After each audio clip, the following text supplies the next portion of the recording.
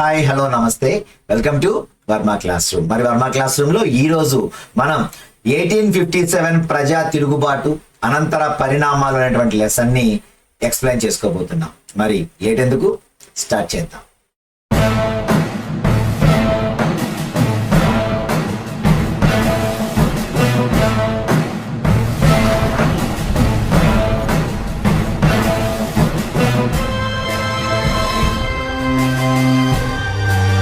ఇంకా 1857 మొదటి స్వాతంత్ర్య సంగ్రామం అనేటువంటి ఈ సంగ్రామం ఏమైతే ఉందో దీంట్లో అనేక రకాలైనటువంటి సంస్కృతులు కలిగిన వాళ్ళు, అనేక ప్రాంతాల రాజ్యాల రాజులు వాళ్ళందరూ కూడా ఈ విప్లవంలో పాల్గొనడం జరిగింది. అయితే ఇది ఫెయిల్ అయింది. కానీ ఫెయిల్ అవ్వడానికి కారణాలు ఏంటి, ఫెయిల్ అయిన తర్వాత మరి పోరాడిన రాజులు ఏమయ్యారు, అసలు ఏ ఏ రాజులు ఈ పోరాటంలో పాల్గొన్నారు అనేటువంటిదే ఈ పాఠంలో మెయిన్ గా మనం తెలుసుకోవాల్సింది. పాఠం చూస్తే 15 పేజీలు 20 పేజీలు కనిపిస్తుంది మనకి. కాకపోతే మనకు అవసరమైనటువంటి బిట్స్ వరకే నేను మీకు ఎక్స్ప్లెయిన్ చేసే ప్రయత్నం చేస్తాను. 1857 భారతదేశ ఉత్తర మైదానాలలో వ్యాపించిన తిరుగుబాటు కోసం సిపాయిలు, రైతులు బలగాలను సమీకరించుకున్నారు. సో ఇక్కడ మనం చూసుకుంటే మరి ఆ తిరుగుబాటు కోసం అందరూ కలిశారు. సిపాయిలు, రైతులు కూడా కలిశారంటే అందరూ కలిసి పాల్గొన్న మొదటి ఉద్యమంగా దీన్ని మీరు గుర్తుంచుకోవాలి. సో ఇక్కడ మనం చూసుకుంటే ఒక్కొక్కటి అంటే వరుసగా 1 by 1 పాయింట్స్ వస్తూ ఉంటాయి మనకి. ఈ పాయింట్స్ అన్ని ఒక దగ్గర రాసుకోండి. ఫస్ట్ ఇది రాసుకుంటేనే మనకి కన్ఫ్యూజన్ అనేది లేకుండా ఉంటుంది. ఓకేనా? సో ఇక్కడ మనం చూసుకుంటే అంటే వరుసగా కారణాలు ఇస్తున్నాడు. ఫస్ట్ కారణం ఏంటి అంటే కారణాల్లో మనకి రాజ్యానికి సంబంధించినవి ఉంటాయి, ప్రజలకు సంబంధించినవి ఉంటాయి, సంస్కృతులకు సంబంధించినవి ఉంటాయి. ఇక్కడ మనకి రాజ్యాలకు సంబంధించినవి చూసుకుంటే ఒకటి రాణి లక్ష్మీబాయి గారు. ఎవరు? రాణి లక్ష్మీబాయి. తన భర్త మరణించిన తరువాత దత్తపుత్రుడు ఎవడైతే ఉన్నాడో అతనికి మేము రాజ్యం ఇస్తామంటే డల్హౌసీ రాజ్య సంక్రమణ సిద్ధాంతం ప్రకారం ఈ రాజ్యం వారసుడు లేకపోతే బ్రిటిష్ ప్రభుత్వంలో కలపాలి అనేటువంటి ఎప్పుడైతే వార్త విన్నారో ఝాన్సీకి చెందినటువంటి రాణి లక్ష్మీబాయి గారు దాన్ని ఒప్పుకోక బ్రిటిష్ వారితో నేను పోరాటం చేస్తానని బయటకి వచ్చారనమాట. సో బ్రిటిష్ వారితో పోరాడటానికి ఒక లేడీ కూడా బయటకు వచ్చారు. ఓకేనా? ఆవిడే రాణి లక్ష్మీబాయి. మరి ఇంకెవరెవరు వచ్చారు అనేది చూసుకుంటే ఇక్కడ మనకి ఆల్రెడీ మనం పేష్వాల గురించి పోయిన లెసన్ లో చదువుకున్నాం. సో ఆ పేష్వాలకు సంబంధించి పేష్వా రెండో బాజీరావు. ఎవరండి? పేష్వా రెండో బాజీరావు. గుర్తుపెట్టుకోవాలి ఇవన్నీ కూడా. పేష్వా అయినటువంటి ఎవరైతే ఉన్నారో ఈ పేష్వాగా ఉన్నటువంటి రెండవ బాజీరావు. సో ఈ పేష్వా రెండవ బాజీరావు దత్తపుత్రుడు. ఈయనకు కూడా దత్తపుత్రుడే. ఓకేనా? సో ఈ దత్తపుత్రుడు పేరేంటి అంటే నానా సాహెబ్. గుర్తుపెట్టుకోండి. ఈ దత్తపుత్రుడు అయినటువంటి నానా సాహెబ్ బ్రిటిష్ వాళ్ళ దగ్గరికి వెళ్ళి, అయ్యా నా తండ్రి మరి రెండవ బాజీరావు గారికి సంబంధించినటువంటి పింఛన్ నాకు ఇవ్వండి అని అడిగాడు. అడిగితే కంపెనీ ఏమంది అంటే అసలు పేష్వా అనేటువంటి మాటనే మేము రద్దు చేసాం, అసలు నీకెందుకు ఇవ్వాలి పింఛన్ అని చెప్పేసి అతని యొక్క అభ్యర్థనని తిరస్కరించారు. సో రెండవ కారణం ఏంటి అంటే మొదటి కారణం రాజ్య సంక్రమణ సిద్ధాంతం ప్రకారం ఝాన్సీ లక్ష్మీబాయి యొక్క ఝాన్సీ మరి ఏమైతే రాజ్యం ఉందో ఆ రాజ్యాన్ని తమ రాజ్యంలో కలపాలంటంతో ఝాన్సీ లక్ష్మీబాయి గారు ఎదురు తిరిగారు. రెండు, పేష్వాగా ఎవరైతే ఉన్నారో ఈ పేష్వా గురించి మనం ఆల్రెడీ చదువుకున్నాం అక్కడ. సో ఎవరైతే ఈ పేష్వాలు ఉన్నారో ఈ పేష్వాలో ప్రధానమైనటువంటి వాడు రెండవ బాజీరావు. ఈ రెండవ బాజీరావు యొక్క దత్తపుత్రుడు అయినటువంటి నానా సాహెబ్ మా నాన్నగారికి రావాల్సిన పింఛన్ నాకు ఇవ్వండి అని అభ్యర్థిస్తే నీకెందుకు ఇవ్వాలి, అసలు పేష్వా అనేటువంటి పదాన్ని మేము రద్దు చేశామనేటువంటి వాక్యంతో నానా సాహెబ్ కూడా వాళ్ళ మీద గుర్రుగా ఉన్నాడు. అంటే ఇక్కడ ఇద్దరు గుర్రుగా తయారయ్యారు. ఇక నెక్స్ట్ చూసుకుంటే విలీనం చేసుకున్నటువంటి భూభాగాలలో అవధ్ చెప్పుకున్నాం ఆల్రెడీ మనం. అవధ్కి సంబంధించి కూడా ఎవరు? అవధ్ గురించి వెల్లస్లీ సైన్య సహకార పద్ధతికి సహకరించాలని కోరితే వాళ్ళు సహకరించనందుకు గాను ఏమన్నారు, మాకు మీ రాజ్యంలో సగభాగం ఇవ్వమన్నారు ఫస్ట్. తర్వాత ఏం చేశారు, ఏం కాదని చెప్పేసి 1801 సంవత్సరంలో అవధ్పై సైనిక సహకార పద్ధతిని బలవంతంగా రుద్దేసి 1856లో స్వాధీనం చేసుకున్నారు. ఇక్కడ చూసుకుంటే మీకు సంవత్సరాలు అన్నీ కూడా 1857కు దగ్గరగా ఉంటాయి. అంటే ఏంటి, ఇవన్నీ ఒక్కసారి పెళ్ళు బిక్కి బయటకు వచ్చి 1857 స్వాతంత్ర సంగ్రామంగా మారినాయి అన్నమాట. ఓకేనా. అవధ్ అనేటువంటి రాజ్యాన్ని మరి 1801లో మరి సైనిక సహకార పద్ధతి ఏమైతే ఉందో దీన్ని వెల్లస్లీ ప్రవేశపెట్టాడు. దాన్ని బలవంతంగా రుద్ది 1856లో దాన్ని స్వాధీనం చేసేసుకున్నారు. దాంతో ఈయన కూడా కోపంగా ఉన్నాడు. సో నెక్స్ట్ చూసుకుంటే ఇక్కడ మీకు ఒక చిన్న ఇది వస్తుంది. ఏమని అంటే ఇక్కడ ఏమని చెప్పాడు అంటే డల్హౌసీ గారు, అయ్యా మీరు చేస్తున్నటువంటి పరిపాలన కరెక్ట్ గా లేదు, మీరు చేస్తున్న పరిపాలన సక్రమంగా లేదు. కాబట్టి సరైన పరిపాలన ప్రజలకు అందాలంటే బ్రిటిష్ వాళ్లే పాలించాలి. అందుకే నీ రాజ్యాన్ని మేము తీసుకున్నాం, అంతేగాని నీ రాజ్యం మీద మాకేం కాంక్ష లేదని చెప్పారు. ఎవరి మాట చెప్పింది? 1856లో దీన్ని ఆక్రమించుకున్న తర్వాత డల్హౌసీ గారు చెప్పినటువంటి మాట. ఓకేనా, చాలా గుర్తుపెట్టుకోవాలి ప్రతి ఒక్కటి. నెక్స్ట్ చూసుకుంటే మరి మొఘలాయి వంశాన్ని, అది ఇప్పటిదాకా ఉన్నటువంటి గొప్ప రాజవంశం ఏది? మొఘల్ వంశం. సో బ్రిటిష్ వాళ్ళు దీని మీద కూడా కన్నేశారు. మొఘల్ వంశాన్ని ఏం చెప్పారు అంటే, బాబు ఇక మొఘల్ వంశం అంతమైపోయినట్టే. మొఘల్ వంశంలో చిట్ట చివరి రాజు ఎవరు అంటే బహదూర్ షా జాఫర్.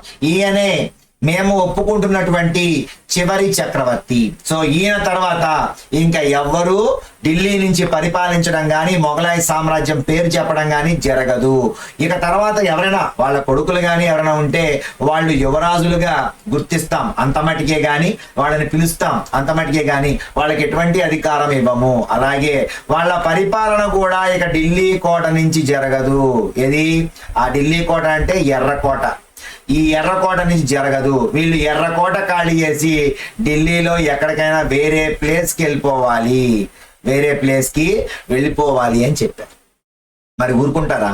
ఒక గొప్ప మొఘల్ సామ్రాజ్యానికి సంబంధించిన చక్రవర్తి, వీడికి దివానీ అధికారం కావాలంటే ఆయనే సంతకం పెట్టాడు, వీళ్ళ తాతగారు వీళ్ళ ముత్తాతగారు సంతకం పెట్టాడు. అలాంటిది ఆయనని అసలు నువ్వు చక్రవర్తిగానే పనికిరావు, అసలు నీ వారసుల్ని కూడా మేము యువరాజులుగా పిలుస్తాం అంతమటికే అని చెప్పేసి అంటే ఆయన కూడా బాధపడతారు కదా. సో అక్కడ కూడా గుర్రుగా ఉన్నారు. సో ఇక్కడ మనకి నలుగురు గుర్రుగా ఉన్న వ్యక్తులు వచ్చారు. సో నెక్స్ట్ చూసుకుంటే ఇక్కడ వాళ్ళు ఏం చేశారు అంటే కంపెనీ ముద్రించే నాణేళ్ల పైన మొఘల్ రాజు పేరు తొలగించారు. అప్పటిదాకా వాళ్ళు మింట్ అంటే నాణేలు ముద్రించేటువంటి ప్లేస్. ఈ నాణేలు ముద్రించే ప్లేస్ లో వాళ్ళు వేసినటువంటి నాణేల పైన ఎవరి బొమ్మ ఉంది? మొఘల్ రాజుల బొమ్మ ఉంది. కానీ ఇప్పుడు మొఘల్ రాజు బొమ్మ తీసేశారు, మొఘల్ రాజు పేరు కూడా తీసేశారు. ఎందుకని అంటే వీళ్ళే మొత్తం అంతా కూడా ఏకైకరాధిపత్యంగా పరిపాలించాలనేటువంటి థాట్ వీళ్ళకి వచ్చేసింది. కానీ సో ఇక్కడ చూసుకుంటే ఇక కేవలం యువరాజులుగా మాత్రమే పిలువబడుతుందని చెప్పింది ఎవరు అంటే 1856లో గవర్నర్ జనరల్ కానింగ్. ఎవరండి? గవర్నర్ జనరల్ కానింగ్ ఏం చెప్పాడు అంటే ఇక నుంచి మీ వాళ్ళు ఎవరైతే ఉన్నారో వాళ్ళెవరూ కూడా ఇక మొఘల్ వంశ వారసులుగా ఉండరు. వారసులుగా ఉన్నప్పటికీ వాళ్ళని యువరాజులుగా ఓన్లీ పిలుస్తాం అంతమటికే గాని రాజ్యాధికారం లాంటివి ఆలోచనలు పెట్టుకోమాకండి అని చెప్పాడు. సో ఇక్కడ మీకు ఒక చిన్న డౌట్ రావాలి, సార్ మీరు ఇప్పుడు భలే చెప్పారు సార్, 1856లో డల్హౌసీ అక్కడ ఒక మాట అన్నారు, అదే 1856లో కానింగ్ గారు కూడా అన్నారంటున్నారు. ఒకే 1856లో డల్హౌసీ కానింగ్ ఎలా ఉంటారు సార్? సో ఇక్కడ మీరు గుర్తుపెట్టుకోవాల్సింది ఏంటంటే 1856 ఫిబ్రవరి 28 వరకు డల్హౌసీ గారు జనరల్ గా అంటే గవర్నర్ జనరల్ గా ఉన్నారు. మరి 1856 ఫిబ్రవరి 28 తర్వాత కొత్తగా అధికారంలోకి వచ్చినటువంటి గవర్నర్ జనరల్ ఎవరు అంటే కానింగ్. ఓకేనా? సో ఇక్కడ మీకు ఈ క్లారిటీ కోసమే ఇక్కడ నేను ఆపాను అనమాట. ఓకేనా? సో ఇక్కడ మీకు అర్థమైపోయింది కదా. ఇప్పుడు అంటే 1856లోనే ఇద్దరు వచ్చారు. సో ఫస్ట్ ఫిబ్రవరి వరకు ఎవరున్నారు అంటే డల్హౌసీ గారు ఉన్నారు. ఫిబ్రవరి తర్వాత ఎవరు వచ్చారు అంటే గవర్నర్ జనరల్ ఆఫ్ ఇండియాగా మరి కానింగ్ వచ్చారు. కాబట్టి ఇక్కడ కానింగ్ అనేటువంటి వ్యక్తిని మీరు బాగా గుర్తుపెట్టుకోవాలి. ఓకేనా? అర్థమైందా? సో ఇక్కడ మనం చూసుకుంటే సో ఇక్కడ చిన్న క్లారిఫికేషన్ కూడా ఇచ్చేస్తాను. ఏంటి అంటే మీకు ఒకసారి ఈ గవర్నర్ జనరల్స్ గురించి కూడా చెప్తా. ఒకసారి మీరు గుర్తుపెట్టుకుంటే 1773లో 1773లో రెగ్యులేటింగ్ చట్టం ప్రకారం మొట్టమొదటిసారిగా అప్పటి వరకు ఉన్నటువంటి గవర్నర్ల వ్యవస్థని రద్దు చేసి దాన్ని గవర్నర్ జనరల్ ఆఫ్ బెంగాల్ గా మార్చారు. ఓకేనా, అప్పటిదాకా ఉన్నటువంటి గవర్నర్ పదవిని ఏం చేశారండి, రెగ్యులేటింగ్ చట్టం 1773 వచ్చిన తర్వాత మనకి గవర్నర్ జనరల్ ఆఫ్ బెంగాల్ అంటే బెంగాల్ ని మొత్తం టోటల్ భారతదేశానికి హెడ్ గా తీసుకున్నారు. So governor general of Bengal అంటే మొత్తం భారతదేశం మొత్తం కూడా బెంగాల్ రాజధానిగా ఉందనేటువంటి విషయాన్ని మీరు అర్థం చేసుకోవాలి. అంటే ఈయనే supreme commander in British government. So ఇక్కడ మనం చూసుకుంటే ఈ ఫస్ట్ క్యాండిడేట్ ఎవరు మీ అందరికీ తెలుసు, ఆల్రెడీ చెప్పాను నేను, వారెన్ హేస్టింగ్స్. ఓకేనండి, సో వారెన్ హేస్టింగ్స్ మొట్టమొదటి గవర్నర్ జనరల్ ఆఫ్ బెంగాల్ 1773 సంవత్సరంలో ఇతను ఎన్నికయ్యాడు. ఓకేనా, సో ఆ తర్వాత మనకి ఇక్కడ చూసుకుంటే 1828 సంవత్సరంలో మరి ఏం జరుగుతుంది అంటే ఇక్కడ నుంచి గవర్నర్ జనరల్ ఆఫ్ ఇండియాగా మారుస్తారు. So governor general of India అంటారు, అంటే అప్పటిదాకా బెంగాల్ అన్నారు కదా. సో భారతీయ గవర్నర్ జనరల్ ఆఫ్ ఇండియా అన్న ఒకటి. సో ఇలా ఫస్ట్ గవర్నర్ జనరల్ ఆఫ్ ఇండియాగా సెలెక్ట్ అయిన వ్యక్తి ఎవరు, విలియం బెంటింగ్. ఓకేనా, సో ఇక్కడ మీరు రెండు గుర్తుపెట్టుకోవాలి. భారతదేశ మొట్టమొదటి గవర్నర్ జనరల్ అని అడిగాడు అనుకోండి, ఆటోమేటిక్ గా గవర్నర్ జనరల్ అనేటువంటి పదవి బెంగాల్ కి మాత్రమే ఉండేది. కాబట్టి 1773 రెగ్యులేటింగ్ యాక్ట్ ప్రకారం వారెన్ హేస్టింగ్స్ అనేటువంటి వ్యక్తి మనకి మొట్టమొదటి గవర్నర్ జనరల్ ఆఫ్ బెంగాల్. కానీ 1828 సంవత్సరంలో అప్పుడే మనకి ఏమొచ్చినాయి, చట్టాలు వచ్చినాయి. ఇది మనకి పెర్సెప్టివ్స్ ఇన్ ఎడ్యుకేషన్ లో వస్తుంది. చార్టర్ చట్టాలను రూపొందించారు. సో ఈ చార్టర్ చట్టాలు రూపొందించినప్పుడు గవర్నర్ జనరల్ ఆఫ్ ఇండియాగా మార్చారు. అక్కడ గవర్నర్ జనరల్ ఆఫ్ ఇండియా మొదటి వ్యక్తి ఎవరండి, విలియం బెంట్.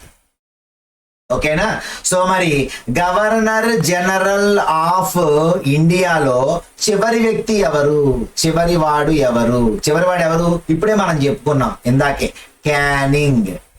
ఈ కానింగ్ అనేటువంటి వ్యక్తి చివరి గవర్నర్ జనరల్ ఆఫ్ ఇండియా. ఏం సార్ అదేంటి అయిపోయాడా, ఇంక తర్వాత ఇంకెవరు రాలేదా అంటే అక్కడి నుంచి మళ్ళీ పేరు మారిపోయింది. ఏమొచ్చింది, వైస్రాయ్గా మారింది. సో ఇక్కడ మనకి 3 పేర్లు, governor general of Bengal, governor general of India, viceroy. So ఈ 3 పేర్లు గవర్నర్ జనరల్ యొక్క పేర్లే.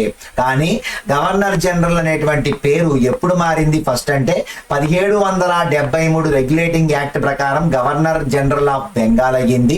అలా ఎన్నికైన మొదటి వ్యక్తి వారెన్ హేస్టింగ్స్.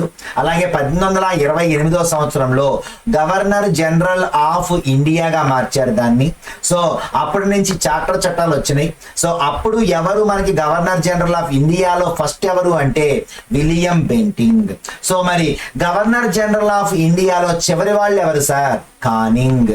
ఆ తర్వాత మరి 1858 సంవత్సరంలో అంటే 1857లో ఏం జరిగింది, సిపాయిల తిరుగుబాటు జరిగింది. దెబ్బకి బయర్లు గమ్మేసినాయి. ఎక్కడ, ఇంగ్లాండ్ లో. ఏంటి భారతీయుల్లో ఇంత వ్యతిరేకత ఉందా అనేటువంటి విషయం వాళ్ళకి అప్పుడు తెలిసి అప్పుడు ఏం చేశారంటే భారతదేశం మీద ప్రేమ నటించి అప్పుడు అయ్యో మాకు అలాంటి ఏమీ లేవు, మేము మామూలుగానే మిమ్మల్ని పరిపాలించదలుచుకున్నాం, మీరు మా కన్నబిడ్డలు లాంటి వాళ్ళు అని చెప్పేసి లొల్లాయి మాటలు చెప్పి పేరుని మార్చారు, వైస్రాయ్ అనేటువంటి పేరు పెట్టారు. సో ఇక్కడ ఎవరండి ఫస్ట్ వైస్రాయ్ ఎవరు, కానింగే.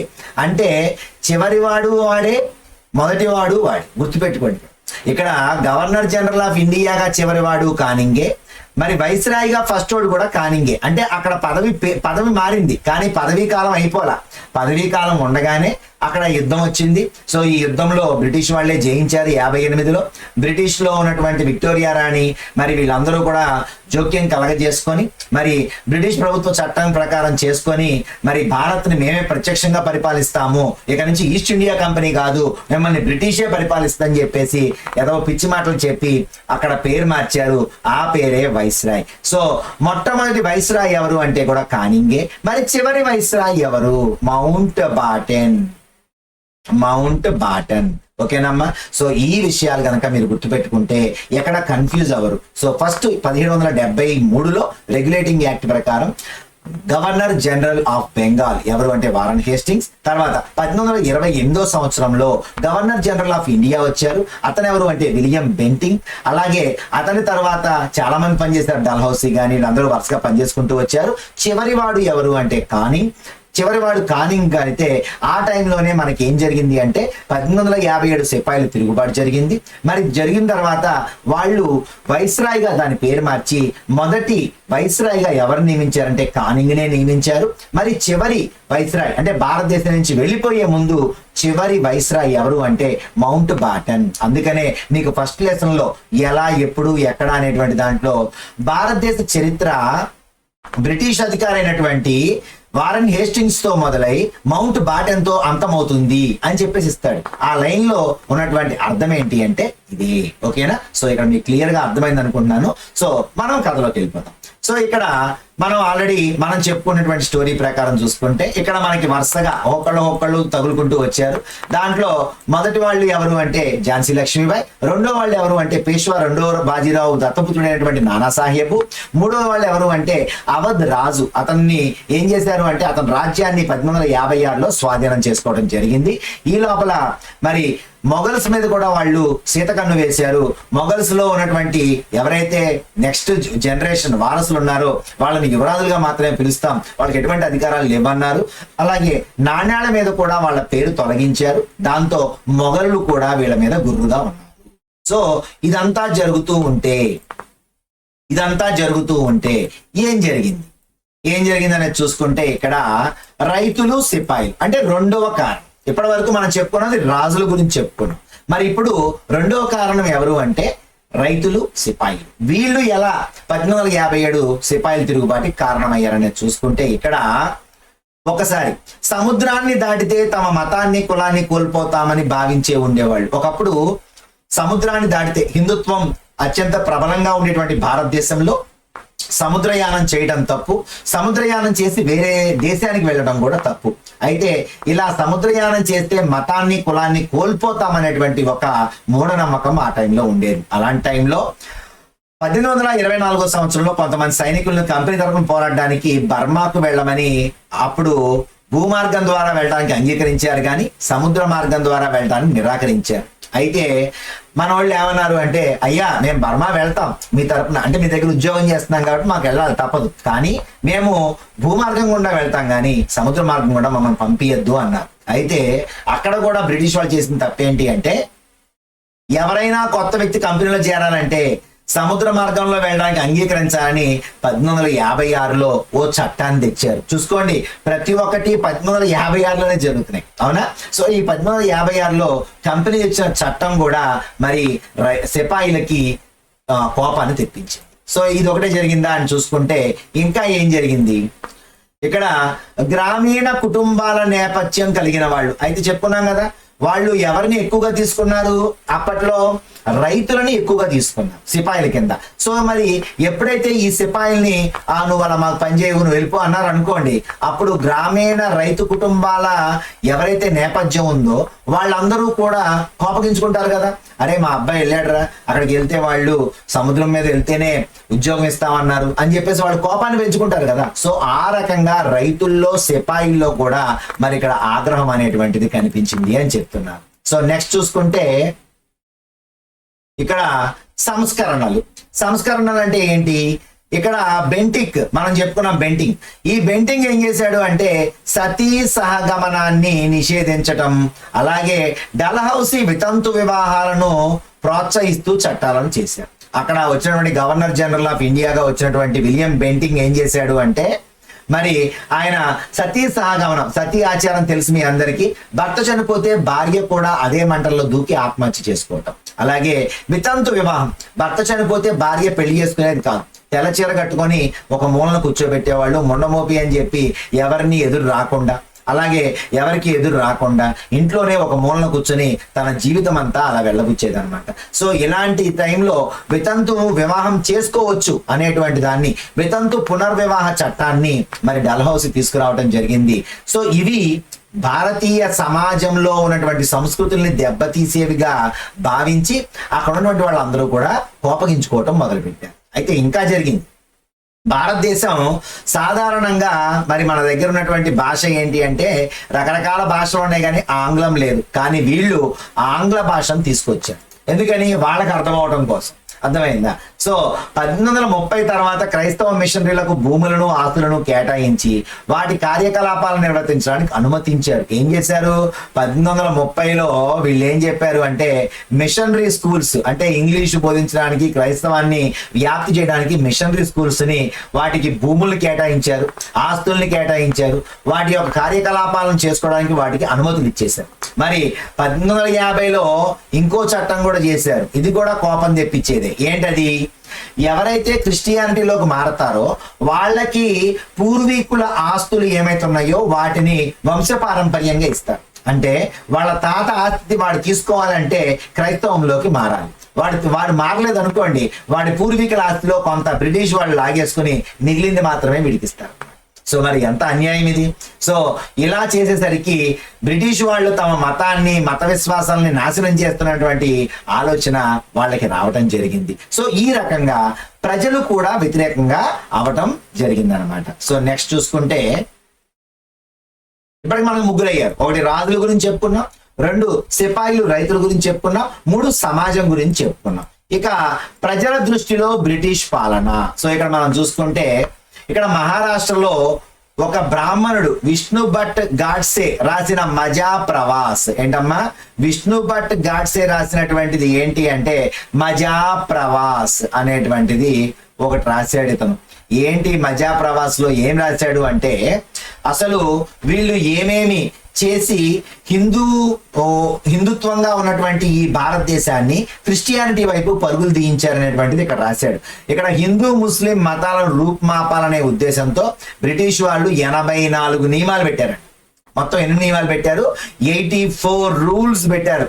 ఈ 84 రూల్స్ తో ఒక జాబితాను తయారు చేసి మరి యువరాజుల సమావేశంలో ప్రకటించారంట.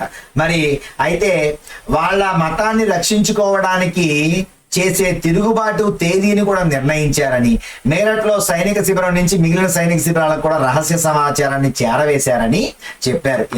ఇది చెప్పింది మొత్తం ఎవరు అంటే విష్ణు భట్ గాడ్సే. ఇతను ఒక బ్రాహ్మణుడు. ఇతను రాసింది మజా ప్రవాస్. గుర్తుపెట్టుకోండి, ఓకేనా? సో నెక్స్ట్ మనం చూసుకుంటే ఇక్కడ మనకి ఇంకొక ఆధారం లభించింది. ఇవన్నీ మనకు ఎలా తెలుసు అంటే సుబేదార్ సీతారాం పాండే అనేటువంటి వ్యక్తి అక్కడ బెంగాల్ ఆర్మీలో 1812వ సంవత్సరంలో పనిచేశాడు సిపాయిగా. అయితే ఇతను రాసినటువంటి పుస్తకం పేరు సిపాయి నుంచి సుబేదార్ వరకు. ఏంటంటే ఇతను రాసిన పుస్తకం పేరు సుబేదార్ సీతారాం పాండే రాసిన పుస్తకం పేరు సిపాయి నుంచి సుబేదార్ వరకు. అంటే అతను సిపాయిగా జాయిన్ అయ్యి సుబేదార్ స్థాయికి ఎదిగాడు. అతను జీవితంలో ఏమేమి చూశాడనేటువంటిది ఆ పుస్తకంలో రాశాడు అనమాట. ఇతను బ్రిటిష్ వారికి 48 సంవత్సరాలు సేవ చేసి 1860లో మరి రిటైర్ అయ్యాడు. ఇతని కుమారుడు తిరుగుబాటు ఉద్యమంలో పాల్గొని తన కళ్ళ ముందే చంపబడ్డాడు. అయినా సరే ఇతను బ్రిటిష్ వారికే అనుకూలంగా పనిచేశాడు. ఎందుకని? ఉద్యోగం చేస్తున్నాడు కాబట్టి. సో ఇతను తన యొక్క అనుభవాలు రాయడానికి కమాండింగ్ అధికారి అయినటువంటి నార్కాట్ పాండేను ఒప్పించాడు. గుర్తుపెట్టుకోండి, సుబేదార్ సీతారాం పాండే రాసిన బుక్ పేరు సిపాయి నుంచి సుబేదార్ వరకు. మరి ఇతని యొక్క కమాండింగ్ ఆఫీసర్ ఎవరు అంటే నార్కట్ పాండే. ఇతని కుమారుడు చనిపోయినప్పటికీ ఇతను బ్రిటిష్ వారికి అనుకూలంగా పనిచేశాడు. సుమారు 48 సంవత్సరాలు పనిచేసి 1860లో రిటైర్ అయ్యాడు. ఆ తర్వాత ఇతను రాసినటువంటి బుక్ ద్వారానే మనకి ఈ విషయాలన్నీ కూడా తెలిసినాయి అనేటువంటి దాన్ని గుర్తుపెట్టుకోవాలి, ఓకేనా? సో నెక్స్ట్ చూసుకుంటే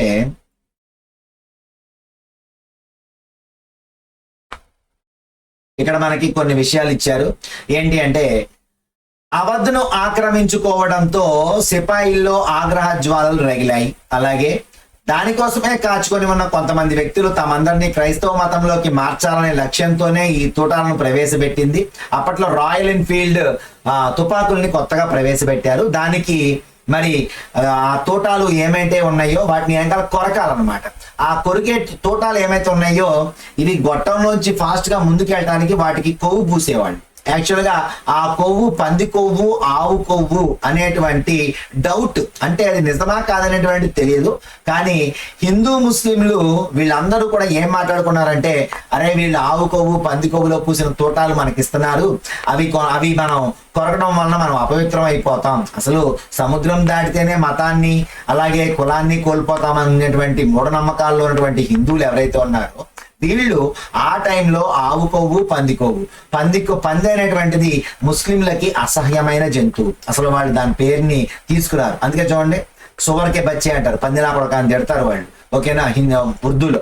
అలాగే తర్వాత చూసుకుంటే ఇక్కడ హిందువులకి పవిత్రమైన జంతువుగా ఆవు ఉంటుంది. సో ఈ రెండు అంటే హిందువుల్ని ముస్లింల్ని నైతికంగా దెబ్బతీయడానికే ఈ ఆవు కొవ్వు పంది కొవ్వు తూటాలు పట్టుకొచ్చారనేటువంటి విషయం వాళ్ళకి ఇక్కడ తెలిసిన తర్వాత వాళ్ళు కొంచెం ఏమయ్యారు అంటే ఉద్రిక్త వాతావరణంలోకి వెళ్ళారు. అయితే మరి ఏమన్నారంట, గతంలో లాగే ఇది సమసిపోతుందని చెప్పారు కల్నల్ సాబ్, నన్ను ఇంటికి వెళ్ళమని చెప్పారు. అంటే ఇది మొత్తం కూడా అతని యొక్క రైటింగ్స్. ఎవరి రైటింగ్స్ అంటే సుబేదార్ సీతారాం పాండే యొక్క రైటింగ్స్ లో మనకు తెలిసిందనమాట. సో నెక్స్ట్ మనం చూసుకుంటే ఇక్కడ 1857 భారతదేశ ఉత్తర భాగంలో ఇలాంటి సంఘటన జరిగింది. ఏం జరిగిందంట, కంపెనీ మే 1857లో ప్రారంభమైనటువంటి ఒక భారీ తిరుగుబాటును ఎదుర్కోవాల్సి వచ్చింది. మే 1857లో మరి ఒక భారీ తిరుగుబాటును ఎదుర్కొంది. అయితే వివిధ వర్గాల నుంచి ప్రజలు పెద్ద సంఖ్యలో పాల్గొనడంతో ఇది ఒక పెద్ద తిరుగుబాటుగా మారింది. సో ఇక్కడ మనకి ఏమిచ్చారు అంటే, ఈస్ట్ ఇండియా కంపెనీ ఎప్పుడు మొదలు పెట్టింది, అసలు ఈ 57 తిరుగుబాటుకి ఫస్ట్ స్టార్టింగ్ డే ఏది అంటే ఏం చెప్తున్నారు, 1857 మేలో ఇది స్టార్ట్ అయ్యింది అని చెప్తున్నారు. అవునా? సో ఇక్కడ మనం చూసుకుంటే అసలు ఏం జరిగింది, అసలు ఆ రోజు మేరట్లో భారత్పూర్లో ఏం జరిగింది. మేరట్లో ఉన్నటువంటి భారత్పూర్లో రెజిమెంట్ 34లో మంగళ్ పాండే ఒక సైనికుడిగా సిపాయిగా పనిచేస్తున్నాడు. మరి ఆ రోజు అతను పనిచేస్తున్నప్పుడు అతనికి ఎవరో చెప్పారు, ఆవు కొవ్వు పంది కొవ్వు పూసినటువంటి తూటాలు మనకి ఇచ్చారా మంగళ్ పాండే అంటే అతని మనసు ఎంతో కోపంతో ఊగిపోయింది.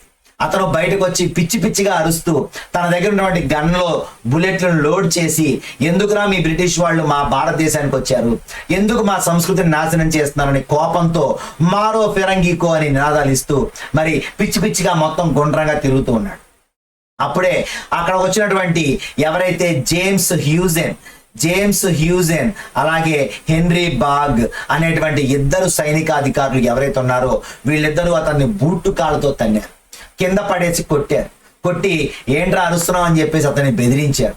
అయినప్పటికీ అతను లొంగలేదు, అరుస్తూనే ఉన్నాడు. ఈ లోపల అక్కడే ఉన్నటువంటి మన ఇండియన్ సోల్జర్ ఈశ్వరి ప్రసాద్ చెప్పారు, ఈశ్వరి ప్రసాద్ అతను అరెస్ట్ చేయి అన్నారు. అయితే ఈశ్వరి ప్రసాద్ ఏమన్నాడంటే, మీరు చేసిన తప్పుడు పని వల్ల నాకు మనసు రావట్లేదు, అసలు మంగళ్ పాండేని ఎందుకు అరెస్ట్ చేయాలి నేను, మంగళ్ పాండే మా అందరి కోసం అరుస్తున్నాడు అక్కడ అని చెప్పేసి అతను వాళ్ళకి సహాయం చేయలేదు. వాళ్ళు ఇంకా రెచ్చిపోయి అక్కడే ఉన్నటువంటి షేక్ పల్తూ అనేటువంటి ఒక వ్యక్తిని వెళ్ళి పట్టుకో అని చెప్పేసి ఆజ్ఞాపించగా షేక్ పల్తూ మాత్రం పరిగెత్తుకుంటూ వెళ్ళి మంగళ్ పాండేని వెనక నుంచి పట్టుకున్నాడు. అప్పుడే అక్కడ ఉన్నటువంటి సైనికులు అందరూ కూడా మంగళ్ పాండే తరపున నిలబడి రాళ్లతో చెప్పులతో బూట్లతో ఆ షేక్ పల్తుని కొట్టడం మొదలు పెట్టారు. ఇది చూసి తట్టుకునేటువంటి ఆ బ్రిటిష్ దొరలు ఇద్దరు, ఆ బాగ్ అండ్ హ్యూజెన్, వాళ్ళిద్దరూ గుర్రం మీద నుంచి కిందకి దిగి మంగళ్ పాండేని డొక్కల్లో గుద్ది నేలకేసి బాధేశారు. కానీ మంగళ్ పాండే కోపంతో ఊగిపోతూ అతని దగ్గర లోడ్ చేసినటువంటి రైఫిల్ని తీసుకొని వాళ్ళిద్దరిని నిర్దాక్షిణ్యంగా కాల్చి చంపేశారు. అప్పటితో అతని కోపం చల్లారింది. వెంటనే అతను నినాదం చేశాడు, మారో ఫిరంగీకో అని చెప్పేసి కోపంతో ఊగిపోయాడు. ఆ మొత్తం ఏమైతే చుట్టుపక్కల ఉన్న జనాలందరూ చూస్తున్నారో వాళ్ళందరూ కూడా ఆవేశంతో ఊగిపోయారు. అప్పటిదాకా బ్రిటిష్ వాళ్ళ మీద ఉన్నటువంటి కోపం మొత్తం కూడా ఒక్కసారిగా ఎవరి రూపంలో కనిపించింది అంటే మంగళ్ పాండే రూపంలో వాళ్ళందరికీ ఎంతో ఆనందం కలిగించింది, ఇద్దరు బ్రిటిష్ ఆఫీసర్లను చంపేసినందుకు. ఈ లోపల అక్కడే ఉన్నటువంటి జనరల్ హార్సే రోడ్ అక్కడికి వేగంగా వచ్చి మంగల్ పాండేని బంధించి మరి తీసుకుని వెళ్ళి అతని యొక్క పై ఆఫీసర్ల ముందు ప్రవేశపెట్టడం జరిగింది. ఆ తర్వాత మరి ఏప్రిల్ 8వ తారీఖు 1857 అతన్ని ఉరి తీశారు. మంగల్ పాండేని ఎప్పుడైతే ఉరి తీశారో ప్రతి ఒక్క సైనికుడి రక్తం మరిగిపోయింది.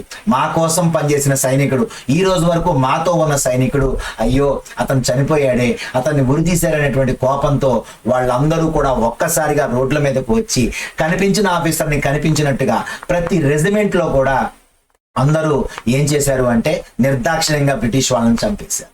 చూడండి, ఆ రోజుల్లో ఒక కాకి చచ్చిపోతే ఎన్నో కాకులు వస్తాయి, ఒక సైనికుడు చచ్చిపోతే మిగిలిన సైనికులు అందరూ చేశారు. కానీ ఈ రోజు మన భారతదేశంలో మన కంటి ముందు స్వాతంత్ర్యం వచ్చిన తర్వాత ఎవడైనా చనిపోతే కనీసం 10 మంది అతనికి సపోర్ట్ గా వెళ్ళి నిలబడటం లేదు. మరి ఇలాంటి స్వాతంత్ర్యం కోసమా వీళ్ళందరూ కష్టపడింది? ఇలాంటి స్వాతంత్ర్యం కోసమా మంగళ పాండే చనిపోయింది? ఆలోచించండి ఫ్రెండ్స్, ఒకసారి మనలో కూడా మార్పు రావాలి. సో పాఠంలోకి వెళ్ళిపోతే ఇక్కడ ఈ రకమైనటువంటి ఆవు కొవ్వు పంది కొవ్వు పూసినట్టు వాళ్ళు అనుమానించారు. దాంతో ఆజ్ఞలను వ్యతిరేకించినందుకు గాను 85 మంది సిపాయిలను తీసివేశారు ఉద్యోగంలోంచి. ఎవరైతే ఈశ్వరీ ప్రసాద్ అక్కడికి వచ్చాడో అతను సరిగా పనిచేయనందుకు, అలాగే మరి మన ఎవరైతే మంగళ పాండే ఉన్నాడో ఇతన్ని అరెస్ట్ చేయనందుకు అతనికి యావజ్జీవ కారాగార శిక్ష విధించారు. అలాగే ఎవరైతే వెనకాల నుంచి పట్టుకున్నారో ఆ షేక్ పల్తూకి మాత్రం మరి పై ర్యాంక్ లోకి అతనికి పదోన్నతి ఇచ్చారు. అంటే మనల్ని ఆ పదోన్నతి కోసం ఒక భారతీయుడే ఇంకొక భారతీయుడిని హింసించాడు. చూడండి ఎంత దారుణమైనటువంటి విషయమో ఇది. సో ఇక్కడ మే 10వ తారీఖు భారతీయ సైనికులు మేరట్లోని జైలుకు వెళ్ళి జైలు శిక్ష పడినటువంటి సైనికులందరినీ విడుదల చేశారు. ఎవరు ఊరుకోలా, ప్రతి ఒక్కడు సైనికుడు కూడా ఒక మంగల్ పాండే అయిపోయాడు. అందరూ కూడా రెచ్చిపోయి అక్కడ ఉన్నటువంటి బ్రిటిష్ అధికారులపై దాడి చేసి వాళ్ళందరినీ చంపేశారు.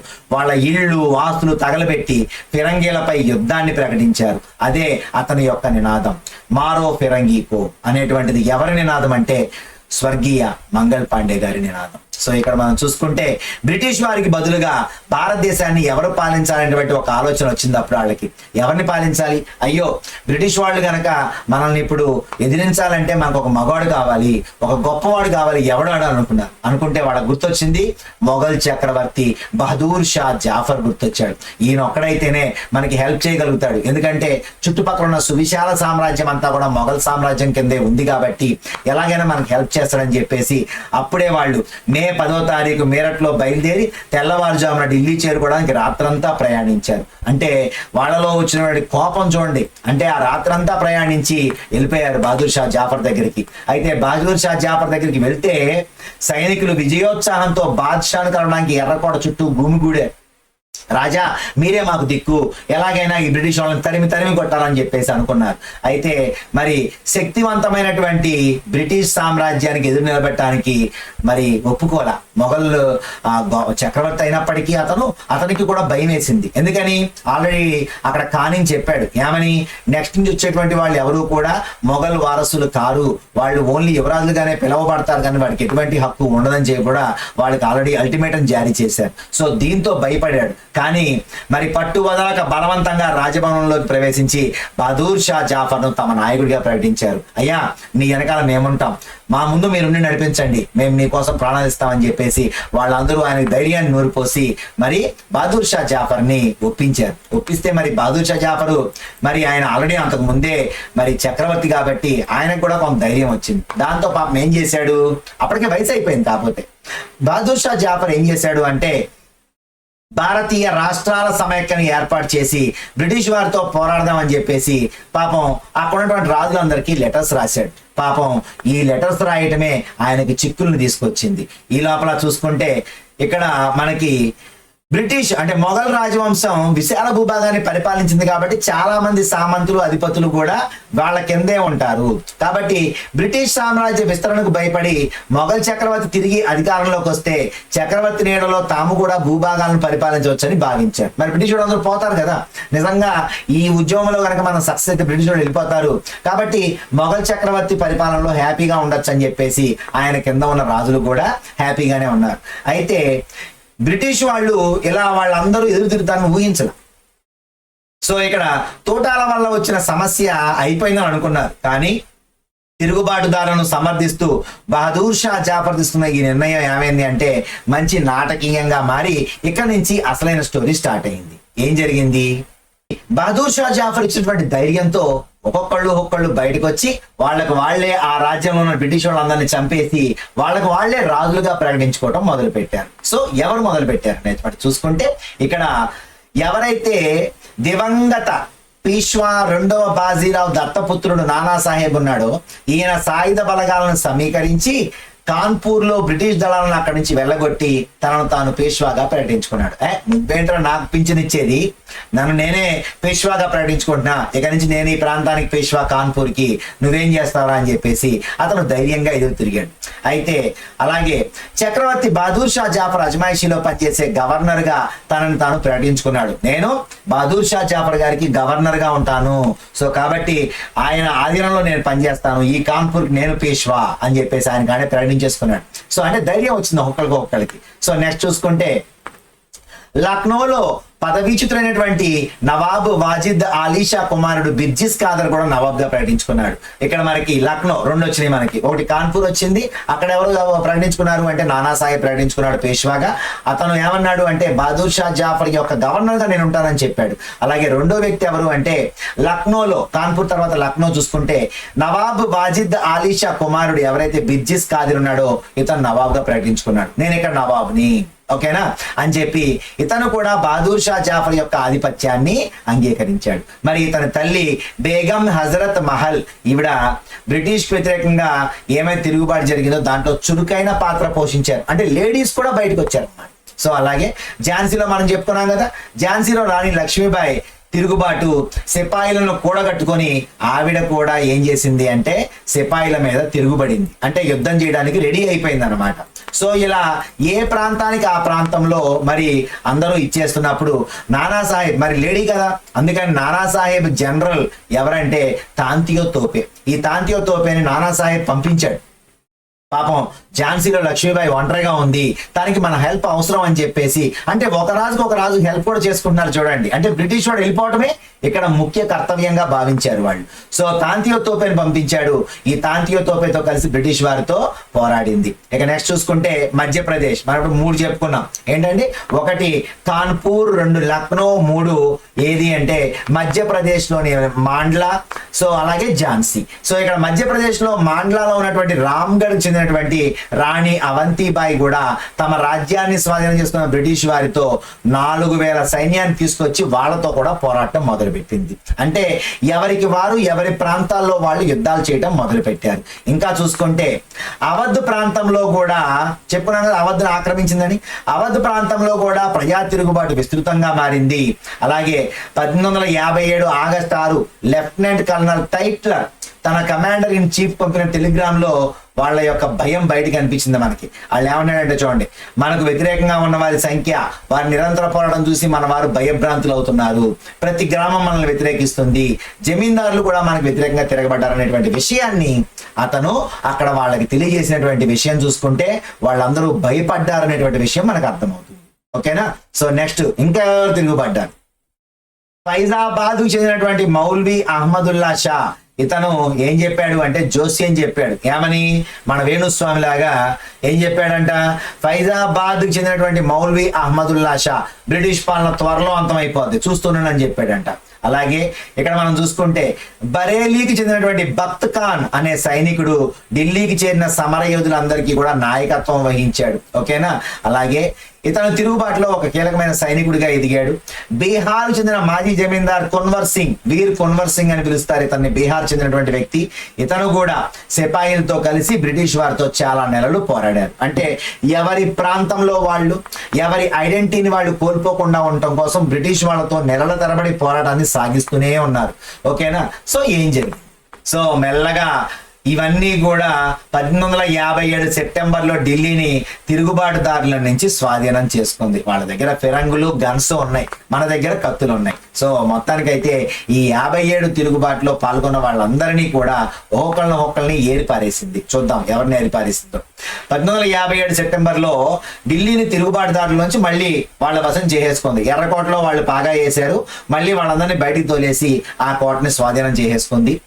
చివరి మొఘల్ చక్రవర్తి అయినటువంటి బహదూర్ షా జాఫర్ను కోర్టులో విచారించి జీవిత ఖైదు విధించారు. అతన్ని లైఫ్ టైం సెటిల్మెంట్ చేశారు. ఏంటి, ఇతన్ని 1858లో ఈయన చక్రవర్తి అయినటువంటి బేగం జీనత్ మహల్ ను ఇద్దరిని కూడా రంగూన్లోని బర్మా అంటే బర్మా అన్న రంగూన్ అన్న ఒకటే, ఓకేనా. సో ఇక్కడ రంగూన్ అనేటువంటిది ఓల్డ్ నేము, ప్రెసెంట్ బర్మా, ఓకేనా. దీని రాజధాని ఏది అంటే ఒకప్పుడు రంగూన్, ఓకేనా. బర్మా రాజధాని ఒకప్పుడు రంగూన్, కానీ ప్రెసెంట్ ఇప్పుడు యాంగూన్, ఓకేనా. సో ఇది పెట్టుకోండి.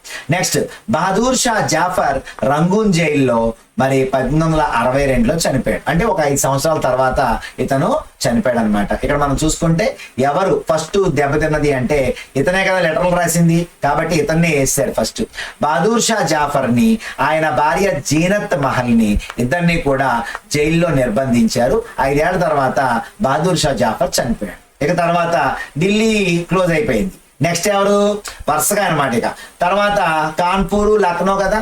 సో లక్నోకి వచ్చారు.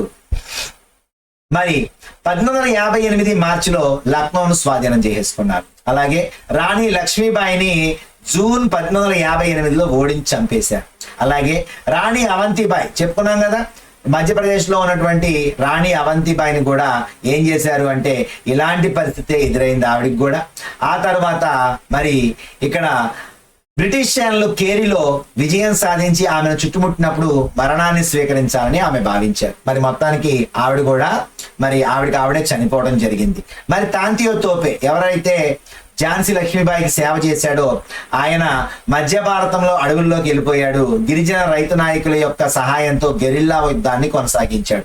గెరిల్లా యుద్ధం అంటే అడవుల్లో కొండల్లో ఉండి అప్పుడప్పుడు పట్టణంలోకి వచ్చి బాంబులు వేయటం, లేదా వాళ్ళని దొంగచాటుగా చంపడం, ఇలాంటి దాన్నే గెరిల్లా యుద్ధం అంటారు. అంటే ఒక్కసారిగా మీద పడి చంపేస్తారనమాట.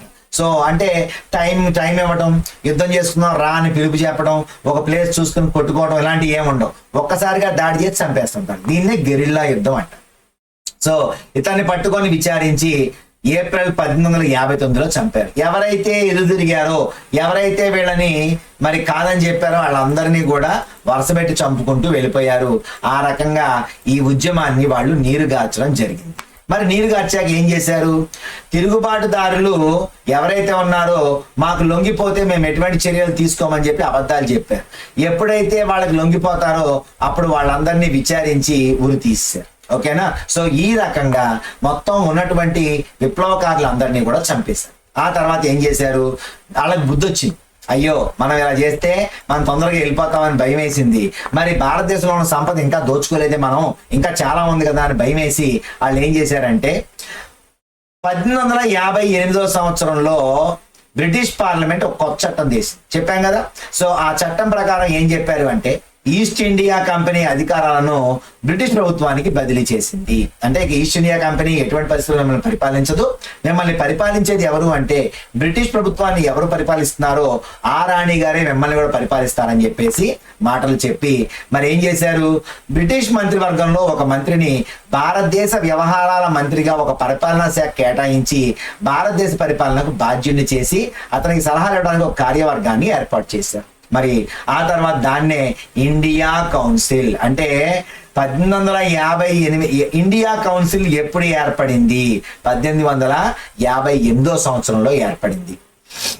ఇక భారతదేశ గవర్నర్ జనరల్ పేరు మార్చారని చెప్పుకున్నాం, ఏంటి వైస్రాయ్ అని పిలిచారు. వైస్రాయ్ అంటే అర్థం ఏంటంటే బ్రిటిష్ వారిచే నియమించబడిన ప్రతినిధి అని అర్థం. అంటే ఈ విధానాల ద్వారా బ్రిటిష్ ప్రభుత్వం భారతదేశాన్ని పాలించే ప్రత్యక్ష బాధ్యతను తీసుకుంది. డైరెక్ట్ గా మనల్ని పరిపాలించేది ఎవరు అంటే బ్రిటిష్ రాణి మనల్ని పరిపాలిస్తారు అని చెప్పారు. ఇంకా కొన్ని పాయింట్లు చెప్పారు, ఆ పాయింట్స్ ఏంటో చూద్దాం. సో రెండో పాయింట్ ఏంటి అంటే స్వదేశీ రాజుల భూభాగం భవిష్యత్తులో ఎప్పటికీ విలీనం చేయమనేటువంటి హామీని ఇచ్చారు. అంటే దత్తపుత్రులు ఉంటే వాళ్ళకి ఇచ్చుకోవచ్చు అంటే రాజ్య సంక్రమణ సిద్ధాంతాన్ని తొలగించారని అటువంటి విషయాన్ని అర్థం చేసుకోండి. ఇక భారతీయ సైనికుల నిష్పత్తిని తగ్గించారు. ఏంటి, అంతకుముందు వరకు భారతీయ సైనికులు 6 ఉంటే ఒక బ్రిటిష్ సైనికుడు ఉండేవాడు. మరి అలా ఉండబట్టే కదా వాళ్ళందరూ తిరిగి ఇండి చంపేశారు. సో దెబ్బకు భయం వేసి వీళ్ళు ఏం చేశారంటే, ఇట్ట కాదబ్బాయి మనోళ్ళు ఎక్కువ ఉండాలి, యూరోపియన్ సైనికులు ఎక్కువ ఉండాలని చెప్పి అవధ్, బీహారు, మధ్య భారతదేశం, దక్షిణ భారతదేశం నుంచి సైనికుల్ని నియమించాల. ఎందుకని, వాళ్ళందరూ మంచి కోపంగా ఉన్నారు కాబట్టి ఎప్పుడైనా దెబ్బ ఇచ్చని ఉద్దేశంతో గోర్ఖాలు, సిక్కులు, పఠానుల నుంచి ఎక్కువ మందిని తీసుకుంటారు. అలాగే ముస్లింలు చెందినటువంటి భూములు ఏమైతే ఉన్నాయో, ఆస్తులు ఏమైతే ఉన్నాయో వాటి మొత్తాన్ని జప్తు చేశారు. అలాగే మరి బహదూర్ షా జాఫర్ గారు లెటర్ రాయబట్టే అసలు ఇదంతా వచ్చిందని చెప్పేసి కోపంతో ముస్లింలని తొక్కేయడం మొదలుపెట్టారు. ఓకేనా. సో నెక్స్ట్ చూసుకుంటే భారతీయ ప్రజల యొక్క సామాజిక ఆచారాలను గౌరవించాలి. అంటే పంది కొవ్వు, ఆవు కొవ్వు, అలాగే సముద్రం మీద ప్రయాణం చేయమంటే ఇవన్నీ చేయకూడదని డిసైడ్ చేసుకున్నారు.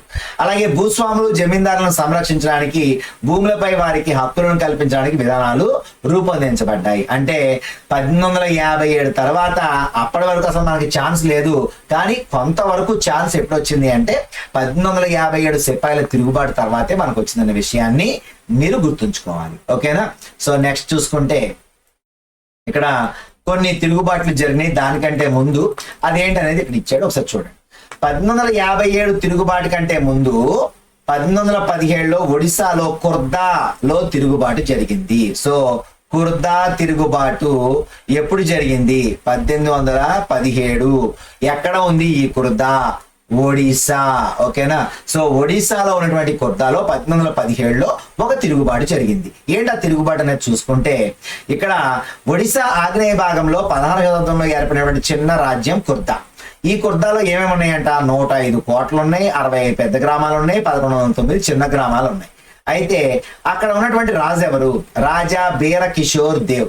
ఈయనకి ఏమన్నారు అంటే, మరాఠాకు సంబంధించిన 4 పరగణాలు, జగన్నాథ ఆలయ పర్యవేక్షణ, 14 సామంత రాజ్యాలను అప్పగించాల్సి వచ్చింది. ఓకేనా.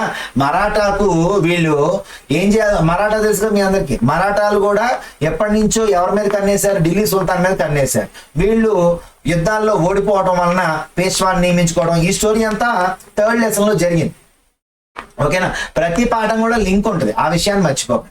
సో ఇక్కడ మరాఠాకి ఏం చేశారంటే, రాజా బీరకిషోర్ దేవ్ ఓడిపోయినప్పుడు ఒడిశాలో ఉన్నటువంటి జగన్నాథ ఆలయం పర్యవేక్షణ, 14 సామంత రాజ్యాలు, 4 పరగణాలు వాళ్ళకి అప్పచెప్పాల్సి వచ్చింది. అయితే ఇది నష్టంగా భావించాడు అతని కుమారుడు. ఎవరు? ముకుంద్ దేవ్. ఎవరండి? బీరకిషోర్ దేవ్ యొక్క కొడుకు ముకుంద్ దేవ్ ఏమనుకున్నాడంటే, అయ్యో మనం మరాఠాలకి చాలా ఎక్కువ ఇచ్చేసామే అని ఫీల్ అయ్యాడు. అని ఫీల్ అయ్యి ఏం చేశాడు? కొరువుతో తలగొక్కున్నాడు. అంటే ఏం చేశాడు?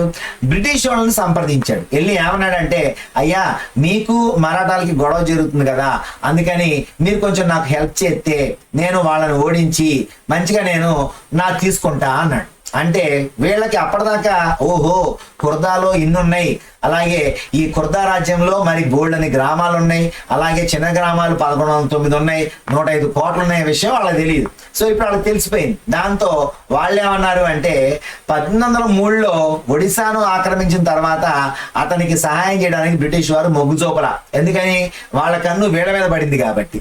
దాంతో ఒడిశాలో ఉన్నటువంటి కొంతమంది సామంతరాజులు మరాఠాలతో జరిగినటువంటి రహస్య ఒప్పందంలో తన హక్కులను తిరిగి పొందడానికి ప్రయత్నించాడు. ఎవరు? ముకుంద్ దేవ్.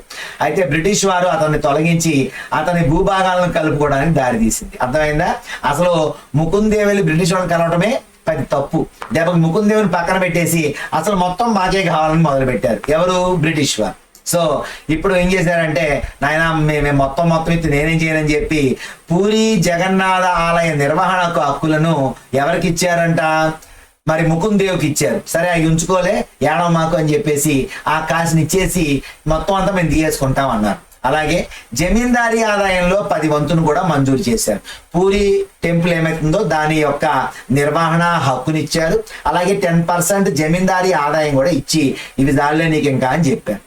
అలాగే అతను పూరిలోనే ఉండాలని చెప్పేసి అతనికి నిర్దేశించారు. కానీ మరి న్యాయబద్ధం కాని ఈ పరిష్కారం ఒడిశాలో నిరంకుశ విదేశీ పాలనకు నాంది పలికింది. మరి అసలు పాపం అసలు రాజ్యాన్ని లాగేసుకొని నువ్వు కొంచెం పూరిని చూసుకో 10% కమిషన్ ఇస్తానంటే ఊరుకుంటాడా? సో అప్పుడే 1817లో విదేశీ పాలనపై సాయుధ తిరుగుబాటు జరిగింది. ఎవరు హెల్ప్ చేశారు వీళ్ళకి అంటే మాజీ సైన్యం. ఎవరు మాజీ సైన్యాన్నే పైక్స్ అని పిలుస్తారు. వీళ్ళు ముకుందేవ్ తరపున మరి పోరాటానికి ఒప్పుకున్నారు. సో వీళ్ళు ఏం చేశారంటే 1805 1817 మధ్యలో ప్రజలు పెద్ద ఎత్తున కుర్దాను వదిలి వెళ్ళారు. మరి అలాగే భూమి సామర్థ్యం, పంట దిగుబడి, రైతుల చెల్లింపు సామర్థ్యం తెలుసుకోకుండా బ్రిటిష్ వాళ్ళు పన్నులు పెంచుతున్నప్పుడు వీళ్ళందరికీ కోపం వచ్చింది. అలాగే ఒడిశాలో ప్రకృతి విపత్తులు లోనైనప్పుడు కూడా వాళ్ళు కనికరం చూపకుండా మాకు పన్నులు చెల్లించాలని చెప్పినప్పుడు వాళ్ళు ఇంకా కోపగించుకున్నారు. దాంతో 1817లో ఏం జరిగింది అంటే తొలగించబడిన యొక్క పదవి నుంచి తొలగించబడిన రాజుగారి యొక్క మిలిటరీ కమాండర్ బక్షీ జగబంధు, ఇతని పేరేంటి? Military commander Bakshi Jagabandhu. ఇతను ఏం చేశాడంటే, ఇతను అసలు పేరు విద్యాధర్ మహాపాత్ర భ్రవరావర్ రాయ్. ఓకేనా? ఇతని యొక్క పూర్తి పేరు ఏంటి అంటే ఈ బక్షీ జగబంధు అనేటువంటి వాడు అసలు పేరు ఏంటి అంటే జగబంధు విద్యాధర్ మహాపాత్ర భ్రమరావర్ రాయ్. ఈయన ఏం చేశాడు? ఈ పాత పైక్స్ అంటే మాజీ సైన్యాన్ని మొత్తాన్ని తీసుకొని ఇతను ఏం చేశాడు అంటే బ్రిటిష్ వాళ్లకు పోరాడాలని నిర్ణయించుకున్నాడు. సో ఇలా నిర్ణయించుకున్నప్పుడు ఏం చేశాడు? అక్కడ సిక్కా ద్రవ్యం ప్రవేశపెట్టడం, అంటే వెండి నాణ్యాలు ప్రవేశపెట్టడం, పన్నులను సిక్కా ద్రవ్యంలోనే చెల్లించాలని ఒత్తిడి చేయడం, ఉప్పు ఆహార పదార్థ ధరల్లో విపరీతమైన పెరుగుదల, ఇవన్నీ చూశాడు అనమాట. ఏంటి అంటే వీళ్ళకి ఏదో అప్పచెప్తే మనల్ని ఇలా చేస్తున్నారంటే అని చెప్పేసి కోపంతో 29 మార్చి 1817 పైక్స్ అందరూ కూడా బాణాపూర్ లో ఉన్న పోలీస్ స్టేషన్ సంస్థల మీద దాడి చేసి మొత్తం వాళ్ళందరినీ చంపేసి భారీ మొత్తంలో ప్రభుత్వ ధనాన్ని ఎత్తుకెళ్లడంతో ఈ తిరుగుబాటు ప్రారంభమైంది. ఓకేనా? ఇక్కడ మీరు గుర్తుపెట్టుకోవాల్సిన ప్రతి పాయింట్ ని చెప్తున్నాను, వేరే నేనేం చెప్పట్లా. ఓకేనా? సో 14 ఏప్రిల్ 1817 14 ఏప్రిల్ 1817 ఎవరైతే ఈ మిలిటరీ కమాండర్ బక్షీ జగబంధు ఉన్నాడో ఇతను 5 నుంచి 10,000 మంది పైక్స్ తీసుకొని ఖాండ్ జాతి అని ఇచ్చాడు. ఇక్కడ ఖాండు అంటే మనకు తెలుసు, జాతి అనగానే వీళ్ళు గోండులు అయి ఉండొచ్చు, లేదంటే కోండు వాళ్ళు అయి ఉండొచ్చు. సో వీళ్లతో కలిసి పూరిని వశం చేసుకున్నాడు. ఓకేనా? అయితే సంకోచిస్తున్నటువంటి పాలకుడు 2వ ముకుందేవుని తమ పాలకునిగా ప్రకటించి జగన్నాథ ఆలయంలో ఉన్న పూజారులు కూడా పైక్స్ కి మద్దతు ఇచ్చారు. అంటే 1857 కంటే ముందే 1817లో జరిగినటువంటి ఈ కుర్దా తిరుగుబాటు బ్రిటిష్ వాళ్ళకి వ్యతిరేకంగా జరిగిందనే విషయాన్ని ఇక్కడ మనకి చెప్తున్నారు అనమాట. మరి ఇప్పుడు అణిచేశారు, అప్పుడు కూడా అణిచేశారు. ఎలా అణిచేశారు అంటే ఇక్కడ బ్రిటిష్ వారు సైనిక పాలన విధించి అక్కడ రాజుని బంధించి అతని కుమారుని కటక్ లోని జైలుకి పంపించారు. అలాగే కటక్ కుర్దా మధ్య సమాచార వ్యవస్థ అంటే న్యూస్ ఎవరికి తెలియకూడదని చెప్పేసి బక్షి అతని సన్నిహితుడైనటువంటి కృష్ణచంద్ర భ్రమరావర్ రాయ్ ప్రయత్నించారు. అలాగే పైక్స్ ఆధీనంలో ఉన్న ప్రదేశాన్ని చేజిక్కించుకోవడానికి మేజర్ జనరల్ మార్టిన్ డెల్ ఎవరు ప్రయత్నించారు? కుర్దాలో ఉన్నటువంటి తిరుగుబాటుని అణచడంలో, అక్కడ పరిస్థితిని చక్కబెట్టడంలో ఎవరు ప్రముఖ పాత్ర వహించారు అంటే major general Martin Dell. So ఈయన బక్షి అతని అనుచరులను చంపిన వారికి బహుమతులు ప్రకటిస్తామని చెప్పాడు. అలాగే 1817 మే నాటికే అదుపులోకి వచ్చేసింది. అంటే ఏప్రిల్లో వీళ్ళు రెచ్చిపోయారు, ఒక్క నెలలోనే మొత్తం అదుపులో పట్టుకొచ్చేసారు. అంటే ఎప్పుడైతే బ్రిటిష్ వాళ్ళకి ఉన్నటువంటి ప్లస్ పాయింట్ ఏంటి అంటే వాళ్ళు అన్ని చోట్ల వాళ్ళ యొక్క బలగాలని విస్తరించి ఉండటం. భారతదేశం మొత్తం కూడా వాళ్ళ బలగాలు ఉన్నాయి. సపోజ్ ఇప్పుడు నేను ఇక్కడ యుద్ధం చేయాలి అంటే చుట్టుపక్కల ఉన్న వాళ్ళందరూ వచ్చేస్తారు నా దగ్గరికి. సో నా బలం పెరుగుద్ది, అక్కడ ఉన్న వాళ్ళ బలం తగ్గుద్ది. సో అలా వీళ్ళు ఎప్పుడూ కూడా రాజ్యాన్ని అందరికీ అంటే వీళ్ళ సైన్యాన్ని ఏర్పరచడం, ఆ సైన్య సహకార పద్ధతి వెల్లస్లీ చేసినటువంటి పద్ధతి ఏంటి అంటే ఈ సైన్యాన్ని విచ్చలవిడిగా అన్ని చోట్ల పనిచేశాడు. వాళ్ళని చూసుకునే బాధ్యత ఎవరిది? రాజులది. యుద్ధం ఎవరి తరపున చేయాలి? బ్రిటిష్ వాళ్ళ తరపున చేయాలి. సో ఇది ఒక ప్లస్ పాయింట్ గా వాళ్ళకి మారిందనమాట. సో ఇక్కడ మనం చూసుకుంటే బక్షి జగబంధు కుజుంగ్ రాజు వంటి అత్యంత విధేయులు బలవంతులైనటువంటి ఫ్లెక్సా ఏదో తిరుగుబాటును కొనసాగిస్తూనే ఉన్నారు. కానీ చివరికి కుర్దారాజు యొక్క కుమారుడు 3వ రామచంద్రదేవును పూరికి వెళ్ళటానికి అంగీకరించి 24,000 రూపాయల భరణం ఇచ్చి జగన్నాథాలయ పర్యవేక్షణ బాధ్యతలను అప్పచెప్పారు. సో మొత్తంగా చూసుకుంటే ఒడిశాలో మొట్టమొదటిగా బ్రిటిష్ వారికి వ్యతిరేకంగా జరిగినటువంటి ప్రముఖ సాయుధ తిరుగుబాటుగా ఈ కుర్దా తిరుగుబాటుని మనం చెప్పుకోవాలి. ఎందుకంటే ఇలాంటి బాక్స్ ఐటమ్స్ లో చాలా బిట్స్ ఉంటాయి, మనం వీటిని తక్కువ అంచనా వేస్తాం కాబట్టి వీటిని ఎప్పుడూ కూడా వదలకూడదు. ఇలాంటి వాటి నుంచే వాళ్ళు మనకి బిట్స్ ఇచ్చే అవకాశం ఉంటుంది. సో ఇక లాస్ట్ గా చూసుకుంటే 1857 తిరుగుబాటు జరిగే టైంకే చైనాలో కూడా ఒక తిరుగుబాటు జరిగింది. ఆ చైనాలో తిరుగుబాటుకి 4 బిట్లు ఉంటాయి, కంగారేం పడకండి. ఇక్కడ 1850లో స్టార్ట్ అయింది, 60లో క్లోజ్ అయింది ఆ ఉద్యమం. హాంగ్ జియుక్వాన్ నాయకత్వంలో మరి చాలా మంది స్వర్గం లాంటి రాజ్య స్థాపన కోసం ప్రయత్నించారు. ఈ ఉద్యమాన్ని ఏమని పిలుస్తారు అంటే తైపింగ్ తిరుగుబాటు అంటారు. ఓకేనా. హాంగ్ జియుక్వాన్ అతనే ఈ మొత్తం తిరుగుబాటుకి కారకుడు. అలాగే అతనే మరి వేలాది మంది యొక్క శాంతిని కోరి స్వర్గం లాంటి రాజ్యం కావాలని చెప్పి తిరుగుబాటు చేశాడు. ఈ తిరుగుబాటునే తైపింగ్ తిరుగుబాటు అంటారు. అలాగే ఈ హాంగ్ జియుక్వాన్ క్రైస్తవ మతంలోకి మారి కన్ఫ్యూజియనిజం అనేటువంటి మతాలను వ్యతిరేకించాడు.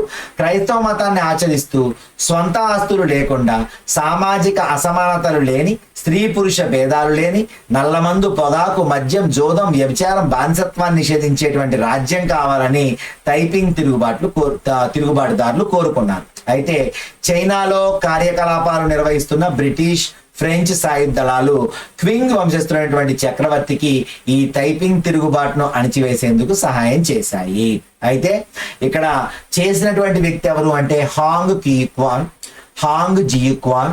అలాగే మరి దీన్ని అణిచివేసిన వ్యక్తి ఎవరు అంటే క్వింగ్ వంశస్థుడైనటువంటి చక్రవర్తి.